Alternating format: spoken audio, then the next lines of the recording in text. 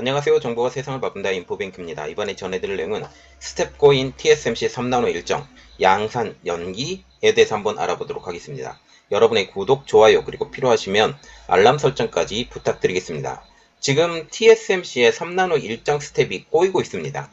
첫 3나노 양산 제품으로 인텔의 메테오레이크 CPU를 점 찍었는데 인텔의 사정으로 그 양산 시기가 늦춰지게 되면서 3나노 양산 일정이 꼬이게 된 것이죠.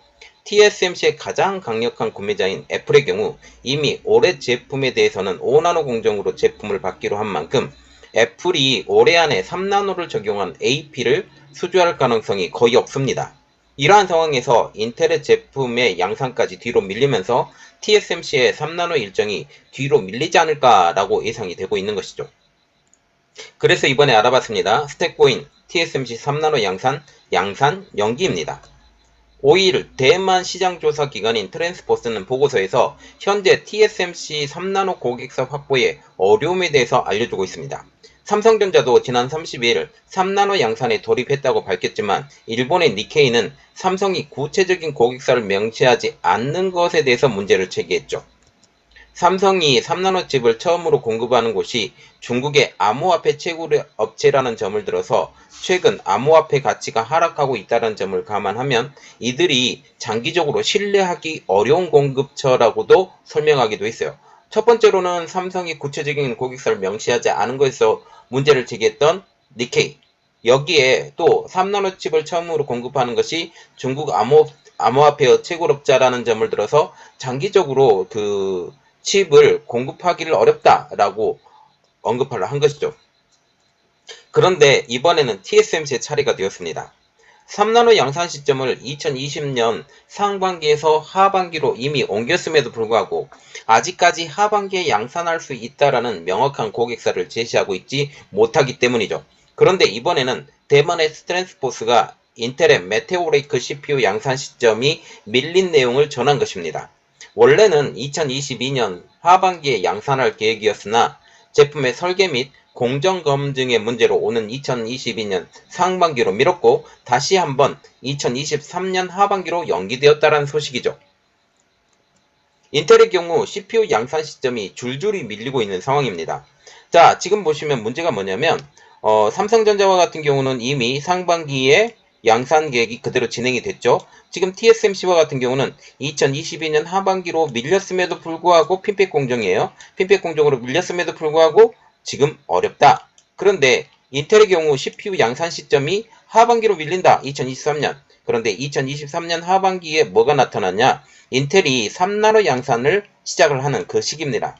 그래서 이 시기가 겹치기 때문에 메테오레이크가 인텔의 3나노 공정으로 만들어질 수 있다라는 관측까지 나오고 있는 것이죠. 그리고 2나노 공정. 2나노 공정은 2025년 상반기에 지금 GAA, Gate All Around를 기반으로 하고 있고 마찬가지로 TSMC도 지금 GAA, Gate All Around를 하고 있는데 중요한 것은 이겁니다. 지금 GAA 3단계. 근데 여기는 첫 번째 단계죠. 이 차이가 좀 있는 거죠. 이거는 제가 또 이야기를 해드릴게요.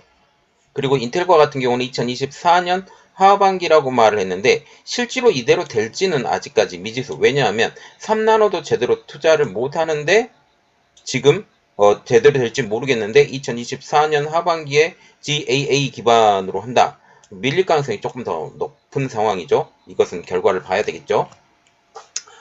지금 차세대 서버로 불리고 있는 서버 CPU로 불리는 사파이어 래피즈는 2022년 1분기에 생산을 시작을 해서 동년 2분기부터 본격적인 양산에 들어갈 계획이었습니다. 그러나 사파이어 래피즈까지도 양산이 연기가 된 것이죠. 지금 인텔 이야기입니다. 이 영향으로 DDR5를 생산하고 있는 삼성전자, SK하이닉스, 마이크론 등이 실망하고 있는 상황이죠. 왜냐하면 DDR5 특히 사파이어 래피즈와 같은 경우는 서버용이거든요. 서버에 지금 D램이 더 많이 사용이 되는데 이 서버용 D램을 판매하는 DDR5가 지금 원천적으로 막혔기 때문이죠. 래피즈가 안 나와서. 이렇듯 그 CPU의 생산 자체가 밀리는 상황에서 메테오레이크 CPU 양산 시점이 밀리는 것은 어느 정도 예상이 가능했던 시나리오입니다. 이렇게 되면서 올해 1분기에서 3분기로 연기된 데스크탑용 아크, 그리고 같은 해 4분기에서 지금 2023년 1분기로 연기된 사파이어 레피즈에 이어서 메테오 레피즈까지 이 CPU 공정이 줄줄이 밀리게 된 셈이죠. 물론 인텔은 제품 생산, 지금 메테오레이크의 이야기예요. 메테오레이크 제품 생산은 예정대로 진행된다고 얘기를 하고 있지만 이번 소식으로 인텔의 개발 능력에 물음표가 갖게 된 것은 사실입니다. 메테오레이크가 2022년 하반기에 양산되지 못하게 된다는 이제 소식이 나오게 되면서 지금 TSMC의 발등에 불이 떨어졌습니다. 왜냐하면 2022년 하반기 양산이라는 목표가 사실상 불가능하게 가깝게 되었다라는 거죠. 이미 최대 주문자인 애플이 올 하반기에 출시 예정인 아이폰 14에 들어가고 있는 AP인 A16 바이오닉 칩셋에 대해서도 올해 초에 5나노를 통해서 양산을 하고 있기 때문이죠. 애플은 일정상 3나노 칩셋은 5는 2023년 가을에 출시할 아이폰 15 시리즈의 그 아이폰 15 프로 등 상위 제품에 탑재할 수 있으며 본격적인 3나노 양산과 함께 대량으로 적용되는 것은 2024년 아이폰 6 시리즈부터 될 전망입니다. 그래서 3나노 칩셋에 지금 애플 제품에 제대로 적용이 되는 것은 2024년부터라고 보시면 됩니다.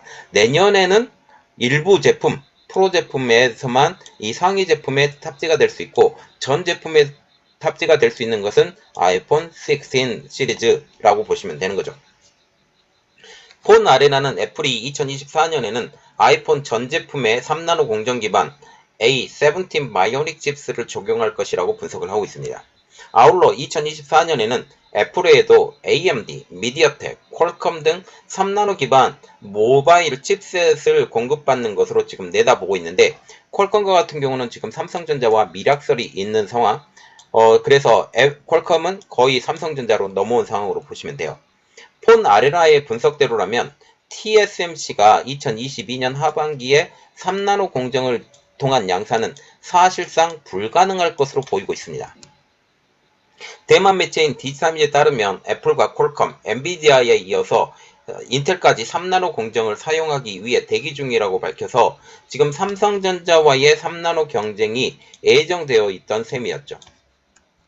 주요 팹리스의 반도체 생산을 계획하고 있었기에 TSMC가 지금 삼성전자에 비해서 수주량에서 우위를 점할 것이란 전망이 지금 우세했지만 인텔과 지금 애플을 통해서 이러한 것들이 됐지만 애플 아웃, 그리고 지금 인텔까지 아웃이 되면서 이 인텔의 CPU 생산까지 연기가 되면서 향후 양산 규모, TSMC의 양산 규모에 큰 변수가 될 것으로 보이고 있습니다. 인텔은 14세대 CPU 메테오레이크를 지금 TSMC의 3나노 공정으로 제작하는 방안을 검토했지만 오는 2024년부터 자체적으로 2나노 양산을 시작하겠다라고 밝힌 만큼 향후에도 TSMC의 3나노를 활용하지 않을 가능성까지 대두가 되고 있어요. 결국은 이번에 양산이 밀리고 이렇게 되고 2023년도부터는 지금 인텔이 스스로 3나노 제품까지 만들고 있는 상황, 그리고 2024년에는 그리고 지금 이러한 상황 때문에 이 3나노 제품에 대해서 결국은 인텔 쪽으로 다시 갈 것이다 라고 보게 되는 거죠. 인텔 입장으로서도 자기가 직접 만들면 훨씬 좋다고 생각을 하고 있는 상황이기 때문이죠. 이렇듯 TSMC의 3나노 양산이 늦춰질 수 있다는 전망이 나오면서 업계에서는 삼성전자가 호재가 될 수 있다는 분위기가 나오고 있습니다.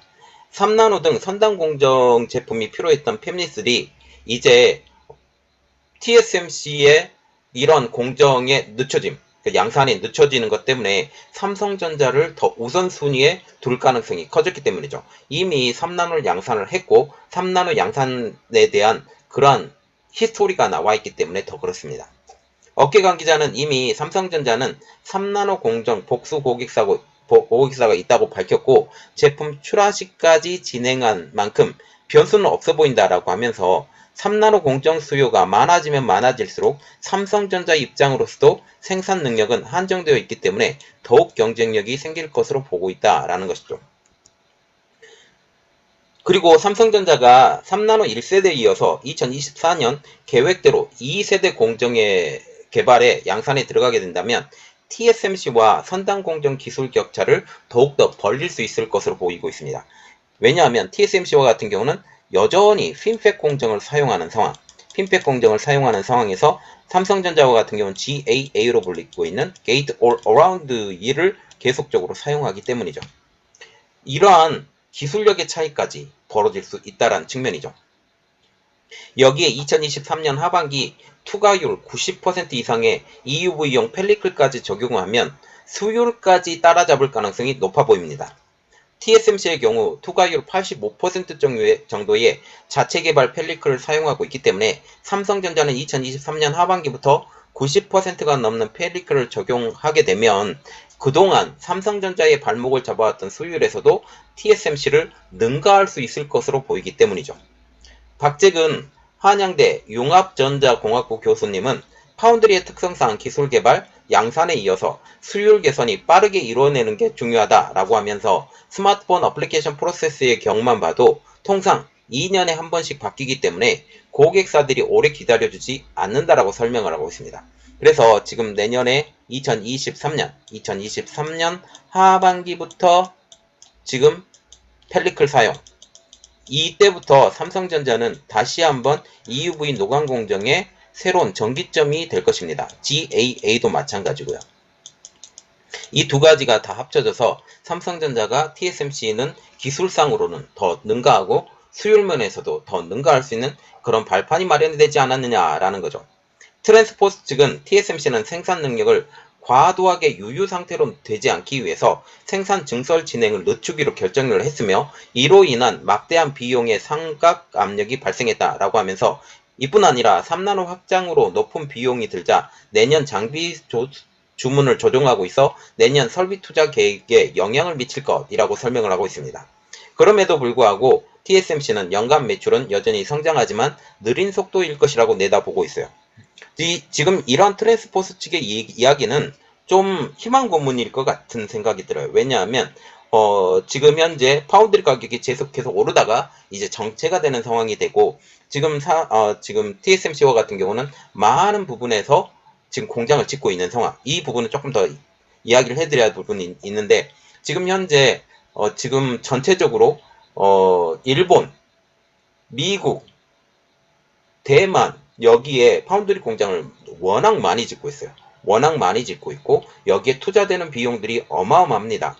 그래서 규모의 경제를 하려고 했었던 TSMC가 이제 3나노 양산이 늦어지면서 굳이 더 많은 그 EUV 노광 장비가 필요하지 않는 상황까지 돌출되는 상황이 돼요. 그러면서 이러한 부품들이 주문이 점점 줄어드는 이러한 상황을 트랜스포스는 이야기를 하고 있다는 거죠.